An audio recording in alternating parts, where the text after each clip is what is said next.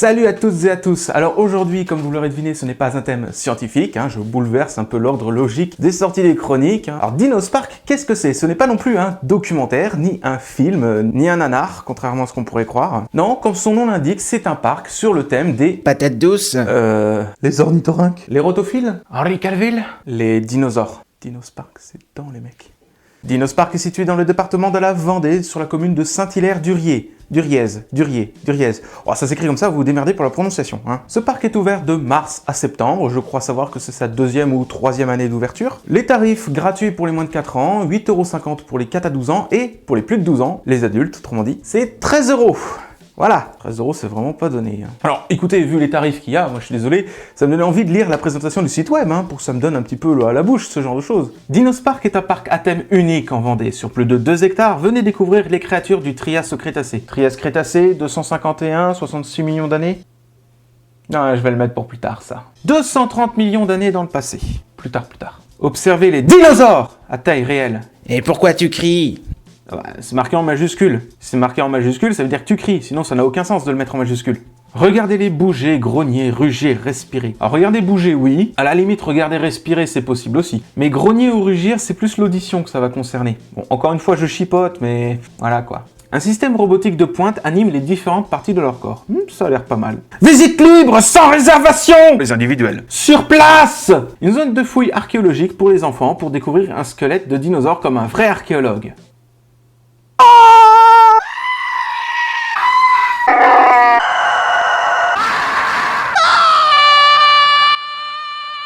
Pour un parc à thème, vous savez pas faire la différence entre un paléontologue et un archéologue? Vous vous foutez de moi? Et après on se demande pourquoi les paléos charrient toujours les archéos, mais c'est normal! Comme les gens n'arrêtent pas de les confondre, c'est les archéos qui prennent tous les lauriers de la gloire. Attendez, c'est frustrant, Bande de connards archéos. La projection d'un film retraçant l'histoire de ces animaux mystérieux. Le film en question est un documentaire américain diffusé sur Arte du joli nom de Jurassic Fight Club Armageddon. Un mélange bizarre entre Jurassic Park, Fight Club avec Brad Pitt et Armageddon avec Bruce Willis. Mais bon, je pense que vous n'avez pas les droits de diffusion pour ça, déjà d'une. Et de deux, le problème c'est pas qu'il soit nul, non, c'est que il dure plus de 1h15. 1h15, mais dès le début de la visite, vous vous foutez de moi? J'étais excité comme une puce quand je voulais visiter le parc. Il a suffi que je me pose les miches 10 minutes devant le documentaire. Et oui, j'ai tenu 10 minutes, c'est un exploit, pour que la pression retombe totalement. Un parc de jeux avec mini-golf, jeux gonflables, jeux en bois. Honnêtement, le mini-golf, j'en avais jamais fait. Pour une fois que c'était inclus dans le tarif, j'en ai un petit peu profité. Et j'ai été très déçu, parce que le tapis du mini-golf est tout bosselé comme du papier bulle. Pour les jeux en bois, ils sont ni équilibrés, ni stabilisés. C'est bancal, on peut pas... ça gâche le plaisir de jouer. Et pour les jeux gonflables alors? Non mais attends, je suis un jeu gonflable à moi tout seul. Mettre un jeu gonflable dans un autre jeu gonflable, ça n'a aucun sens. Puis vu la tête de ce jeu gonflable, non, chez moi ça s'appelle un anus, ce genre de choses. Un snack proposant de la restauration rapide de qualité, faite maison avec des produits frais. Accès libre au snack avec ou sans visite du parc. Faites maison avec des produits frais. Alors ce qu'on appelle un produit frais, généralement c'est un produit que tu vas chercher, je sais pas moi, sur le marché ou qui vient d'être cueilli. C'est ça un produit frais. Que les frites, je pense pas que vous cueillez vous-même les patates, que vous les épluchez, que vous les coupez et que vous les faites frire. Je pense plutôt que ce sont des produits surgelés que vous faites frire directement. Un produit surgelé, c'est pas un produit frais. Une aire de pique-nique sur la zone du mini-golf, à côté du Dilophosaure. Vous comprendrez plus loin pourquoi c'était pas une bonne idée. Et franchement, il y avait une autre table de pique-nique au milieu des autres dinosaures sous les arbres par une journée de canicule. Franchement, c'était très agréable à manger là. Un parking voiture avec une place handicapée. Non, je vais le garder pour plus tard, ça aussi. Une boutique remplie de surprises à découvrir. Jamais vu une boutique aussi vide. Ça manque de jouets Schley chez Papo, c'est le minimum syndical quand tu visites un parc à thème, je pense. Il n'y a pas de DVD, ni même de livres sérieux. Non, parce que des livres, il y en avait, mais il a suffi que je vois le livre Les Derniers Jours des Dinosaures et ça m'a suffi. Quoi? Ils ont fait un livre sur le documentaire pourri? Ah non, le titre est toujours aussi désuet de sens aujourd'hui, mais c'est écrit par les frères Bogdanov. Ah bah oui, c'est toujours ceux qui en savent le moins qui en parlent le plus. Les chiens en laisse sont acceptés. Le parcours, recouvert de copeaux de bois, se situe dans la forêt vallonnée des Pays de Monts. Durée de la visite, environ 45 minutes, sans compter des activités supplémentaires. Prévoir une petite demi-journée! Alors déjà, une petite demi-journée, chez moi, c'est pas 45 minutes. Mais bon, passons. Recouvert de copeaux de bois et une place handicapée, vous voyez où je veux en venir? Les personnes à mobilité réduite ou même juste les poussettes ne peuvent pas circuler dans le parc. Et c'est écrit nulle part. Alors porter son môme pendant 45 minutes dans les bras, c'est déjà un exploit monumental. Mais porter son pote sur le dos pendant 45 minutes avec le fauteuil et électrique le fauteuil, je peux vous dire, c'est le parcours du combattant. Nouveauté 2016! Une chasse au trésor. Chaque gagnant sera récompensé. 3 € de plus par enfant. C'est cher. Une activité peinture rupestre. Ah, c'était sympa, ma foi, hein. Mais le foutre au début de la visite, c'est une mauvaise idée aussi. Surtout quand il n'y a pas de bac à eau ou de lavabo pour se laver les mains. On a passé toute la visite avec une main dégueulasse. Venez visiter ce parc à thème inoubliable, et effectivement, je risque pas de l'oublier. Ah, il est vrai que j'étais en vacances en Vendée avec des amis, et que par un temps de canicule, aller se baigner dans l'océan Atlantique, c'était pas une bonne idée, hein. Une eau Atlantique à 15 degrés et une température extérieure de 38 degrés, c'est pas tolérable. Et pourtant, j'ai essayé. Alors, un parc à thème sur les dinosaures semblait être une bonne idée, hein, pour faire découvrir ce monde disparu et fantastique. J'ai bien dit semblait parce que j'ai vite regretté. Alors, pourquoi y être allé avec tout ce que je vous ai lu sur le site web? C'est très simple. Au camping, il n'y avait pas Internet. On avait droit qu'à la brochure, et rien qu'avec la brochure, c'est vrai que j'aurais dû me méfier quand même. Ce qu'on voit ici, c'est bien un dinosaure du parc, mais ce qu'on voit là, c'est la figurine Papo du Tyrannosaurus Rex inspirée de l'univers Jurassic Park. Je préfère vous arrêter tout de suite, ce n'est pas un placement de produit, hein. Je ne touche rien de la part de Papo, je dis juste que c'est des bonnes figurines qui font des choses très bien, et que si vous devez acheter des jouets à vos gosses, achetez Papo. Voilà, c'est tout. C'est pourquoi? Pour le placement de produit de la marque Papo. Je prends. Alors, outre le fait que l'image soit certainement soumise à des droits d'auteur, et qu'en faire commerce derrière, du coup, ce n'est pas une bonne chose, mais bon, je connais pas trop les lois de ce côté-là, hein, honnêtement. Non, c'est juste que le T-Rex du parc ne ressemble absolument pas à ça, et qu'il n'y en a pas en vente en boutique. Encore une fois, je suis pas un expert, mais il me semble que ça s'appelle de la publicité mensongère. Et c'est mal. Bref, vous commencez la visite par une partie sous bâche. Après, évidemment, le passage de la peinture rupestre où vous avez les mains dégueulasses. Bon, bref. Cette partie sous bâche, ce que vous voyez à l'entrée, c'est un squelette d'ankylosaure. Ma foi, à peu près haut comme ça. C'est une brave bête, il n'y a pas grand... Ah, oui, cette photo. Cette photo. Ceci représente la partie caudale de l'animal. La quoi? Il veut parler de la queue de l'animal. Vous voyez pourquoi j'ai pas dit ce mot-là? D'après vous, où est le corps de l'animal et où est la massue située au bout de cette partie caudale? Il est où le cucu? Elle est où la tétette? Ah, c'est vrai, vous pouvez pas répondre. Non, bon, comme n'importe qui, moi le premier, vous serez tenté de mettre la massue de ce côté et le corps de l'autre. Et si je vous pose la question, mais c'est que c'est évidemment l'inverse. Ils se sont gourés entre le devant et le derrière des vertèbres. Je comprends pas, quand vous commandez un squelette n'importe où, vous avez forcément un schéma de montage qui va avec. Donc se planter dans le montage du squelette, c'est comme si vous n'avez pas lu le plan. C'est n'importe quoi. Ça dépend. S'il s'agit d'un schéma à la mode Ikea... Ouais, c'est pas faux. Et ce que vous avez sous cette bâche, c'est également la projection du documentaire de merde, hein, bourré d'incohérences scientifiques et de cohérence de montage, mais bref, on n'est pas là pour critiquer ce documentaire aujourd'hui. Avec les bancs pour s'asseoir. Et entre les bancs et l'écran de projection, vous avez le fameux chantier de fouilles paléontologique. Répétez après moi. Paléontologique. Alors, je suis pas un expert non plus en termes d'organisation de l'espace, tout ça, mais je crois savoir que si vous avez une bande de mômes qui se mettent à fouiller ici, et entendre le documentaire derrière, ce n'est vraiment pas une bonne idée. Et vous commencez le parcours, la première chose que vous voyez, c'est un crâne de T-Rex, présentant un petit peu les processus de fossilisation. Moi, où il y a une énorme faute d'orthographe au plus célèbre des noms de plus célèbres de tous les dinosaures. J'ai été tenté, mais vraiment tenté, de faire demi-tour à ce moment-là pour me faire rembourser le prix de l'entrée. Parce que cette faute-là allait annoncer tout ce qu'il allait avoir après. On pourrait se dire, bah peut-être qu'il pense que Tyrannosaure s'écrit comme ça. Ben non, parce que la faute d'orthographe n'a pas été commise dans le reste du paragraphe. C'est une faute d'inattention. Et pour pas faire attention à une faute avant d'envoyer un panneau à la fabrication, ça veut dire qu'on n'a pas relu. Et c'est une catastrophe. Parce qu'en termes de faute d'orthographe, dans le même panneau, vous avez également une faute à Crétacé. Quand il s'agit d'une période, on met une majuscule. Quand c'est un adjectif, on met une minuscule. Par exemple, le Crétacé, ça prend une majuscule. Les dinosaures Crétacés, ça prend une minuscule. C'est un adjectif. Vous allez me dire c'est chipoté, mais c'est la langue française. C'est comme ça. Et le mot Rex est un nom d'espèce, au sensus stricto. Un nom d'espèce ne prend jamais de majuscule. Petit aparté. Tyrannosaurus Rex, c'est correct. Tyrannosaure Rex, c'est correct. T-Rex et T-Rex, c'est également correct. Par contre, tout ceci, vous pouvez les oublier, les bannir de votre style d'écriture. C'est faux. Oh, et au passage aussi, la figure de taille, vous êtes vraiment pas foulé. Hein. Non, parce que bon, ce genre de choses, c'est la figurine Papo du T-Rex inspirée de l'univers King Kong. Deuxième versement. Pas de problème, je prends. Mais regardez, juste un petit jeu comme ça, je l'ai fait moi-même chez moi rapidement en 2 minutes. Symétrie, fond noir, dino jaune. Vous avez un T-Rex dans votre parc, pourquoi ne pas le prendre en photo et faire vous-même cette chose-là? Bref, bestiole suivante présentant un Dimétrodon. Vous êtes au courant que ce n'est pas du Trias au Crétacé cette bestiole-là, parce que vous l'avez mis cette période-là, vous avez mis Permien. Là-dessus, je vous dis merci. Trias Crétacé, je pense qu'on peut l'oublier. Par contre, vous n'êtes pas au courant que ce n'est pas un dinosaure? Famille Dromaeosauridés? Mais même Wikipédia à côté, franchement, est mieux que vous là-dessus. Et c'est triste à dire. Ceci est un reptile mammalien de la famille des Sphénacodontidés. Merci Alexis Rastier. Et là, en triant mes photos, parce que j'avais pas lu tous les paragraphes, évidemment, parce que après l'immondice faute d'orthographe à Tyrannosaure, j'ai eu la flemme, mais vraiment la grosse flemme de lire. Là, en triant mes photos sur le retour des vacances, j'ai vu l'énorme faute d'orthographe au début du paragraphe. Le voile cutané.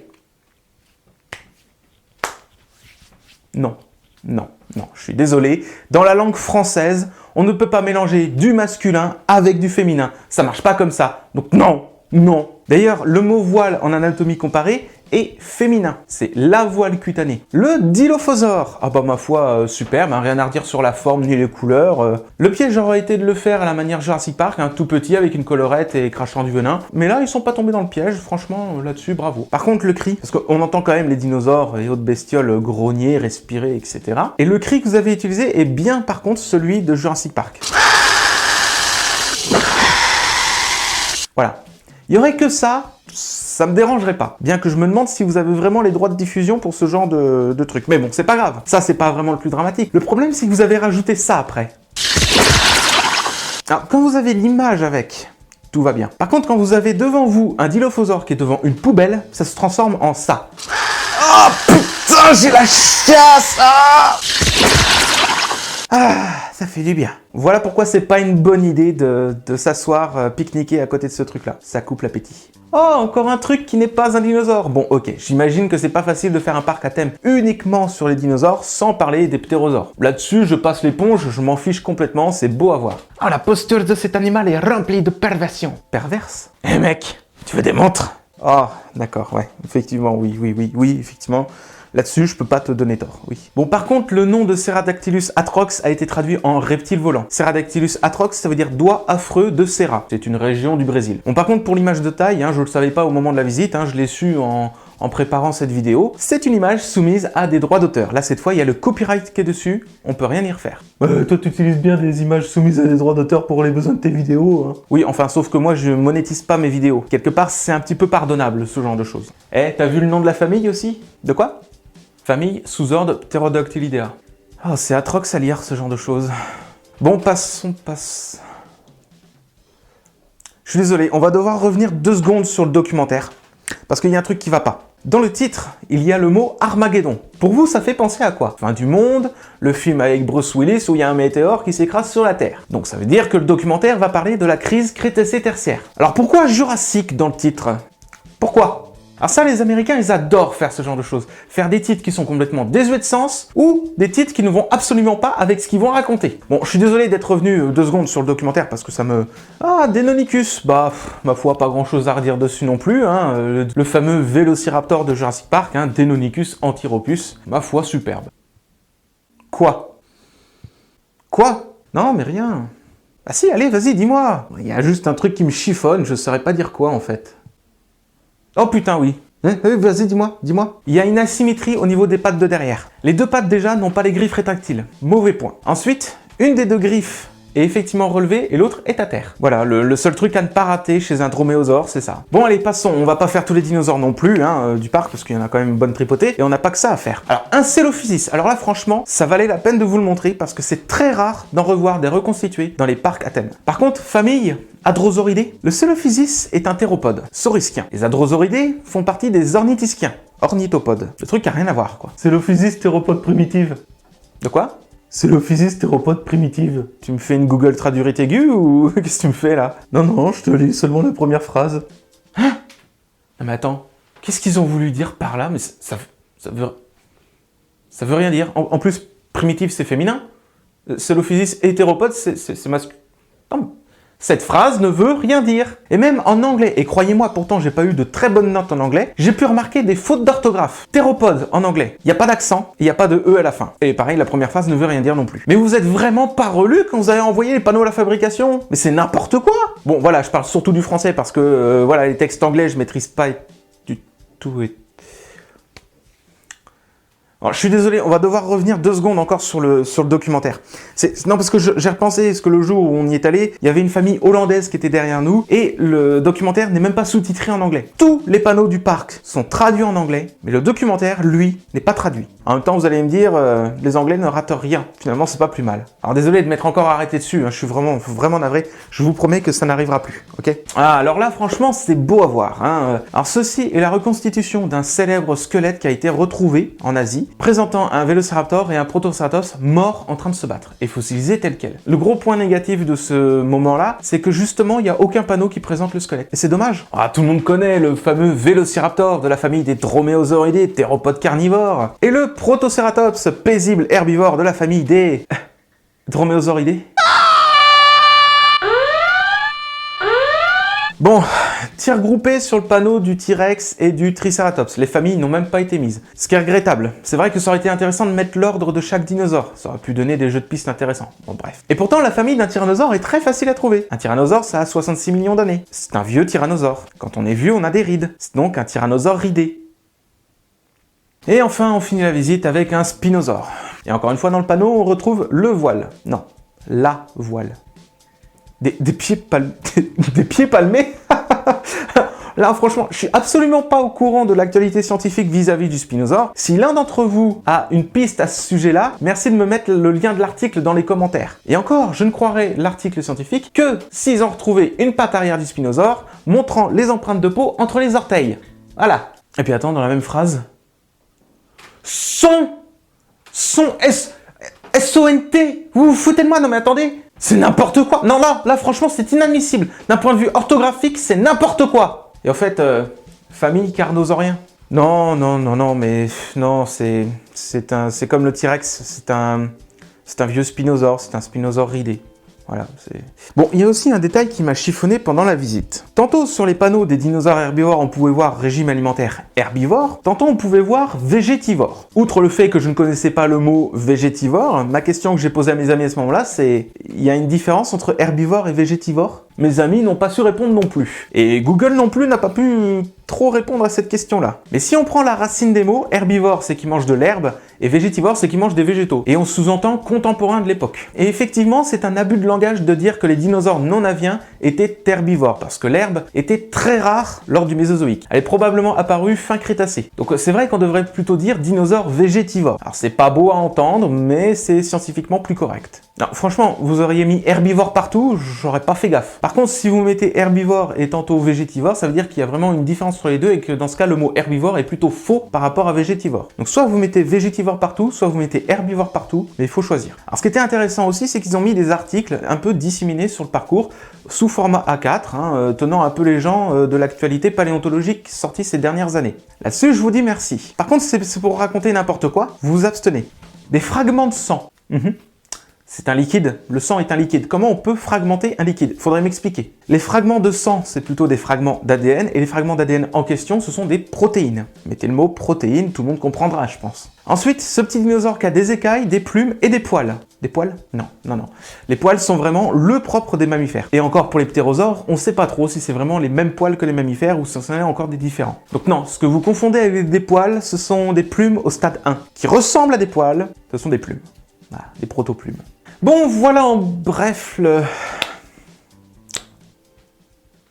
Alors, je suis vraiment désolé, il faut vraiment qu'on reparle encore une fois du documentaire. J'ai posé mes miches devant le documentaire pendant 10 minutes, mais il y a un truc qui m'a pas plu pendant le documentaire. Il parle de l'impact de Chicxulub, des conséquences que ça a eu vis-à-vis de d'autres pays, etc. Il parlait en particulier de Madagascar, comme quoi elle a été engloutie par une vague de 5 km de haut. 5 km déjà...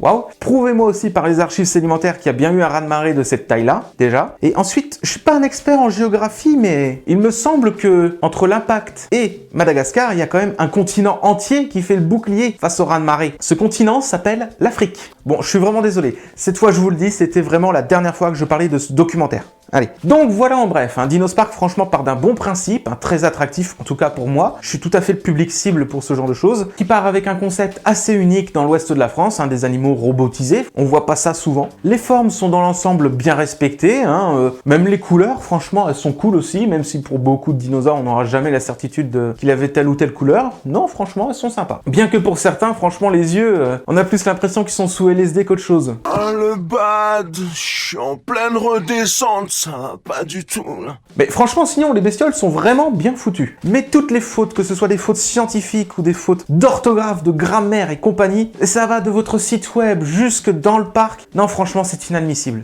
Et ça décrédibilise tout ce qu'on peut lire. Et ça gâche le plaisir d'en apprendre plus. On visite un parc à thème, ce n'est pas uniquement pour le plaisir des yeux, c'est également pour en apprendre plus, toujours plus sur le sujet. Et ça, vous l'avez très bien compris en tenant les gens au courant de l'actualité scientifique. Alors pourquoi? Un parc à thème se doit d'être à la fois vulgarisé, pour être compréhensible de tous, mais également rigoureux. Et les deux ne sont pas incompatibles. Et franchement, je n'arrive pas à croire que je vais prononcer cette phrase, mais même Wikipédia à côté est plus sérieux que vous. Alors pourquoi? Bon, le prix de l'entrée, 13 € est un peu excessif pour ce que c'est, pour le temps de visite, mais également pour la rigueur, surtout des panneaux qu'on voit. Et c'est d'ailleurs le principal point négatif qui revient souvent dans les commentaires sur TripAdvisor. Ce à quoi Dinospark répond: non mais revenez l'an prochain, il y aura des nouveautés à découvrir, tout ça, tout ça. Et si un jour vous me répondez à cette vidéo, ne me mettez pas ce genre de commentaires. Déjà c'est bateau, c'est pas correct, et c'est un peu comme si vous en foutiez de la vie des gens. Le deuxième point négatif qui revient souvent dans ces commentaires-là, c'est l'accessibilité. Ce à quoi Dinospark répond: nous n'avons pas voulu goudronner le site pour éviter de polluer le site. Là-dessus, je vous dis bravo. Nous avons voulu trouver une solution saine pour l'environnement. C'est écrit nulle part que c'est pas accessible à tous. Et ça, par contre, c'est inadmissible de votre part. Bon, si je devais donner une note à Dinospark, je suis désolé, mais pour moi, ça vaut pas plus d'un 6 sur 20. Et encore, je suis généreux. Les dinosaures, encore une fois, sont cool. Franchement, y a rien à redire. Mais les fautes scientifiques et d'orthographe, vous êtes en train d'apprendre des bêtises, mais des énormes bêtises aux gens. Et ça, de la part d'un parc à thème, c'est inadmissible. Donc, c'est bien beau de critiquer, mais voilà ce que j'attends de vous, créateurs de Dinospark, dans les années à venir. Je vous offre des solutions. Cette vidéo est là aussi pour ça. Premièrement, et c'est impératif, refaites faire tous vos panneaux. Tous les panneaux, tous les articles, tout le texte, refaites-le lire par un paléontologue professionnel. Rajoutez l'ordre, voire le sous-ordre de chaque animal, parce que ça pourrait donner des jeux de pistes intéressants pour les enfants, pour obtenir un diplôme du petit paléontologue à la fin. Franchement, ça pourrait être une bonne idée. D'un point de vue marketing, d'un point de vue commercial, ça marche toujours. Et bien entendu, faites-le gratis, hein. Et refaites voir également le squelette de l'ankylosaure par ce dit paléontologue. Autant l'avoir monté correctement, ou autant ne pas le montrer du tout. Et bien sûr, j'en ai pas parlé parce que je suis pas bilingue, mais il y a certainement beaucoup de fautes également en anglais. Donc refaites faire aussi les textes en anglais par ce paléontologue. Deuxièmement, revoyez votre site internet et enlevez-moi cet immondice de ma vue. Le mot archéologue n'a rien à faire sur votre parc. C'est le mot paléontologue qu'il vous faut. Et pour la brochure, refaites-la faire. Vous avez des superbes dinosaures dans votre parc. Profitez-en, montrez-les qu'ils ont de la gueule, vos dinosaures. Mettez-les sur votre brochure, mettez-les sur votre site. Enlevez les figurines papeaux de partout, ça sert à rien. Troisièmement, retirez le film du début. Le documentaire, sans parler du fait qu'il soit nul à chier, est une mauvaise idée. Aussi long, mais dès le début, ça plombe l'excitation de la visite. Ça a été le cas pour moi et mes amis. Il est trop long, mal fait, bourré d'incohérences scientifiques, bourré d'incohérences de montage. On commence une phrase, on la finit même pas et on part sur autre chose, c'est n'importe quoi. Diffusez quelque chose de plus court, gros maximum 30 minutes, mais à la fin de la visite, pas au début. Quatrièmement, proposez des animations l'été, mais vous avez du monde l'été qui vient voir. Donc je sais pas, proposez des animations pour l'atelier de fouille, pour un atelier de taille de pierre, j'en sais rien, mais quelqu'un qui présente le métier de paléontologue et qui guide un petit peu les gens dans le parcours, ce serait vraiment super. Ça crée de l'emploi et en plus ça améliore votre image. Cinquièmement, revoyez le chemin. Trouvez un matériau toujours aussi propre pour l'environnement, parce que moi aussi ça me tient à cœur, mais un matériau plus pratique pour l'accessibilité à tous. Sinon, mettez-le sur votre site internet, sur votre brochure et à l'entrée que c'est pas accessible aux personnes à mobilité réduite ni aux poussettes. Sixièmement, plus de choses en boutique, ce serait vraiment pas du luxe. Bon, je sais que vous êtes au tout début, vous êtes assez restreint par l'espace géographique qu'offre la boutique. Juste mettre des jouets Schleich et Papo, voire avec ces entreprises pour avoir des contrats avec eux. Franchement, ce serait vraiment bien pour vous. Et septièmement, stabiliser et équilibrer tous vos jeux. Le tapis du mini-golf doit être lisse, non bosselé, sans imperfection. Parce que franchement, ça gâche vraiment le plaisir de jouer. Une fois que tous ces problèmes auront été résolus, vous verrez que vous n'aurez que des compliments au sujet de votre parc. Et vous aurez certainement de plus en plus de fréquentation. Là, pour l'instant, pour moi, ça vaut un 6 sur 20 et je le conseille à personne. Je suis désolé, mais c'est comme ça. Par contre, si vous suivez mes conseils, je serai prêt à revenir, à rehausser la note et à le conseiller à plus de gens. Mais si vous avez rien changé, c'est même pas la peine de me faire revenir. Donc désolé pour cette mauvaise pub, mais c'est comme ça. Moi, d'un point de vue scientifique, je trouve ça inadmissible que ce soit comme ça. On peut très bien faire un parc à thème sur les dinosaures sans pour autant raconter de la... Bien, merci d'avoir suivi cette vidéo, mes petits paléoans. Je vous dis à la prochaine. Que l'évolution soit avec vous.